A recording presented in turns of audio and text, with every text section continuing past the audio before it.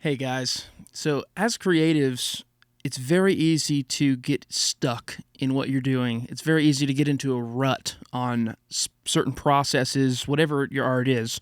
But specifically for me, that's audio mixing. So the purpose of this video today is to talk about some things that have benefited me a lot in recent months on how I'm approaching a mix, what I'm doing to level balance things, what I'm listening for. And today I just wanted to talk about a concept called EQ pushing and pulling.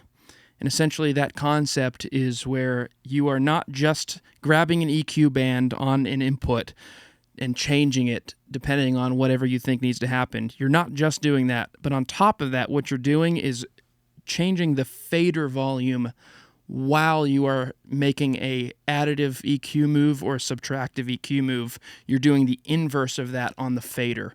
And the whole purpose of that is so that you're not tricking your ear into hearing something that is obviously a cut or a boost, but you are compensating for that perceived volume change, the perceived overall volume change on that channel. So I'm going to play some tracks here. We're in the studio, but this can obviously be anything in a live setting and broadcast sort of setting. But we're going to fire some tracks here of a set that I had last weekend. And I'm going to talk through what exactly I'm doing on this sort of concept and how it can be applied in a practical way. So here's a set. When Christ shall come with shouts of acclamation, The vocal volume feels pretty good compared to everything else.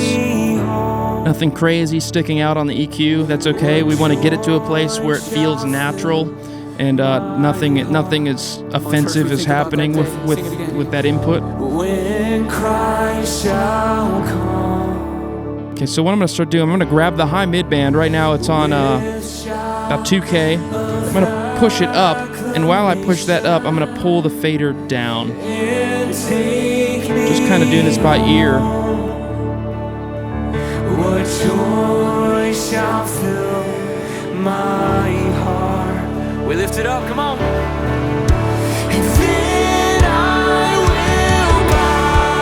So you can hear how there's so much more mid-range forward sort of sound. It's very forward, it's very up front, but the total volume doesn't seem loud. It gives it almost a thinness.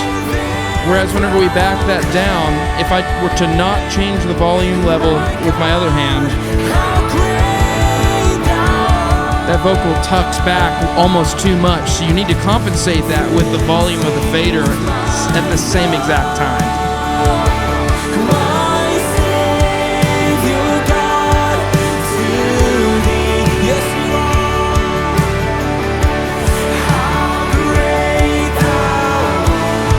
Very different sound when the mid-range is boosted like that.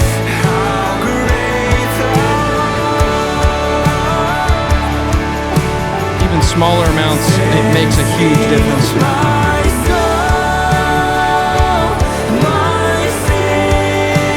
I'm going to pull it back, but boost the volume.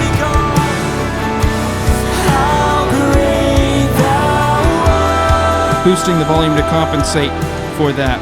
And man, that vocal sits so much better than the one with the, extreme mid-range sort of things. But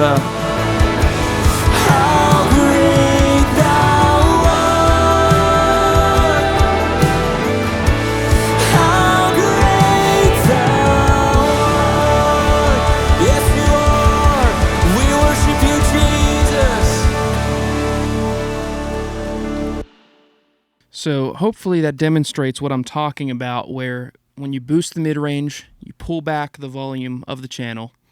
When you cut mid-range, you boost the channel. The purpose of this video is just to talk about it in a practical sense on what it looks like on a vocal. But this concept works on all frequency ranges, on all instruments, regardless of whether or not it's live, studio, broadcast, which is kind of half live, half studio. But hopefully this tip helps as much as it has helped me. It has really changed the game on how I approach mixes, how I, just my process of approaching things and even how I'm listening to things. It really made a huge difference for me. Hopefully this tip was of benefit to you as well.